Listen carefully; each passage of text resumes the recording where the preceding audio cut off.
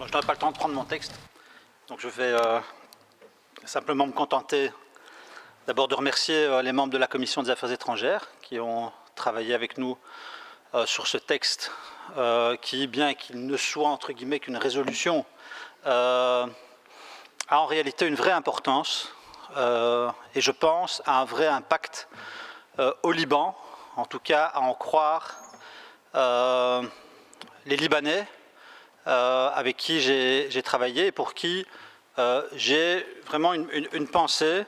compte tenu de la situation dramatique dans laquelle ils vivent depuis maintenant plusieurs années, la situation d'un pays qui s'est effondré sur lui-même, en raison ou en conséquence du comportement d'une élite politico-financière qui a littéralement vidé les caisses, ruiné le pays et plongé 80% de la population dans la pauvreté. Et on parle du Liban, qui est un pays, comme vous le savez, a été considéré longtemps comme le phare culturel, économique du monde arabe, un pays multiculturel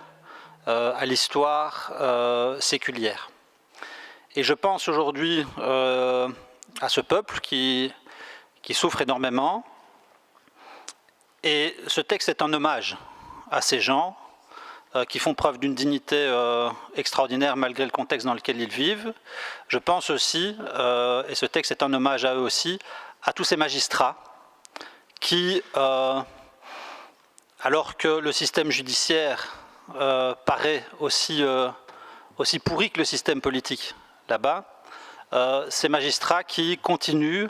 de se battre, de faire preuve d'honnêteté, de probité et de rigueur dans la dénonciation et le combat contre cette caste mafieuse qui sévit aujourd'hui à la tête de ce pays. Ce texte, c'est aussi un hommage aux magistrats européens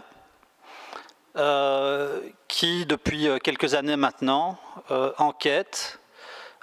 sur cette filière de l'argent et la manière dont, une fois les caisses des banques vidées, cet argent a été investi chez nous en Europe, mais aussi chez nous en Belgique, dans l'immobilier de luxe notamment, ici à Bruxelles par exemple. Et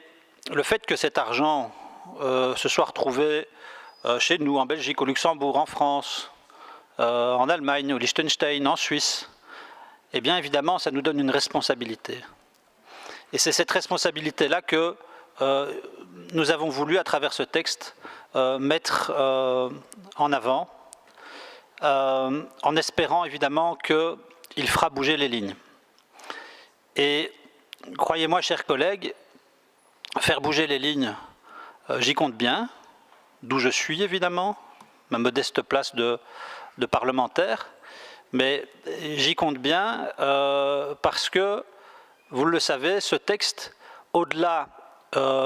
du symbole, au-delà des signes de sympathie, d'amitié envers le peuple et les magistrats honnêtes, c'est aussi un engagement qui est pris de plaider au niveau européen pour l'activation des dispositifs de sanctions qui sont disponibles au niveau européen. Et donc, sur base de cette résolution, que je l'espère nous voterons, et que je l'espère nous voterons à l'unanimité, comme ce fut le cas en commission, sur base de ce texte, j'interpellerai régulièrement la ministre des Affaires étrangères pour lui demander si en effet elle a pu porter la question du Liban et de la sanction contre les personnes politiquement exposées, suspectées de corruption, si elle a pu porter ce thème-là à l'agenda européen. Et donc nous avons ici affaire à un texte qui, je pense, change la donne ou contribue à changer la donne, ou en tout cas, à tout le moins, apporte sa pierre à l'édifice de la construction du nouveau Liban que nous souhaitons voir naître le plus rapidement possible. Voilà, je vous remercie, Madame la Présidente.